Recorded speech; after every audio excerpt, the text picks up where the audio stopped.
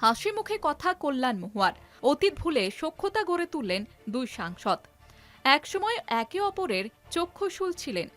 এক প্রকার মুখ দেখাদেখি বন্ধ ছিল তৃণমূলের দুই সাংসদ মহুয়া মৈত্র ও কল্যাণ বন্দ্যোপাধ্যায়ের। সংসদ অধিবেশনের মাঝেও পরস্পর বিরোধিতা প্রকাশ্যে এসেছিল। সেই জল গড়িয়েছিল বহু দূরে। তৃণমূলের দুই নেতার মধ্যে বিরোধিতা এমন এক জায়গায় পৌঁছেছিল যে একসময় মহুয়ার বিরোধিতা করে দলের চিফ হুইপের পদ ছেড়েছিলেন কল্যাণ। একসময় দুই সাংসদের বিরোধ থামাতে আসরে নামতে হয়েছিল মুখ্যমন্ত্রী মমতা বন্দ্যোপাধ্যায়কে। কিন্তু সেই তিক্ততা এখন অতীত।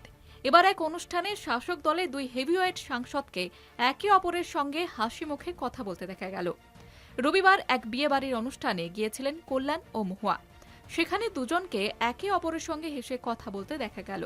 শুধু তাই নয়, একসঙ্গে ছবি তুললেন তারা, আর সেই ছবি শ্রীরামপুরের সাংসদ নিজের সমাজ মাধ্যমে পোস্ট করেন। নির্বাচনের ঠিক আগে এই ছবি নিয়ে জোর চর্চা শুরু হয়েছে।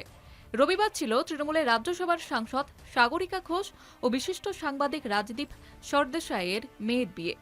সেই অনুষ্ঠানে নবদম্পতিকে আশীর্বাদ করতে গিয়েছিলেন তৃণমূলের বর্ষীয়ান নেতারা। সেখানে উপস্থিত ছিলেন কল্যাণ বন্দ্যোপাধ্যায়, সৌগত রায়, মহুয়া মৈত্ররাও। তবে সেখানে নজর কাড়ল কল্যাণ ও মহুয়ার হাসি মুখে কথা বিনিময়। সঙ্গে একে অপরের সঙ্গে ছবিও তোলেন তারা।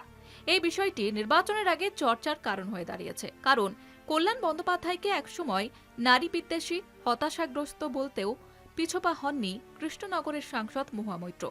পাল্টা মহুয়াকে মুখ দেখলে দিন খারাপ যায় বলে কটাক্ষ করেছিলেন শ্রীরামপুরের সাংসদ।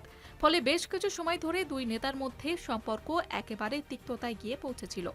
তবে সেসব অতীত ভুলে তিক্ততা সরিয়ে এবার একে অপরের সঙ্গে সখ্যতা গড়ে তুললেন তৃণমূলের দুই সাংসদ।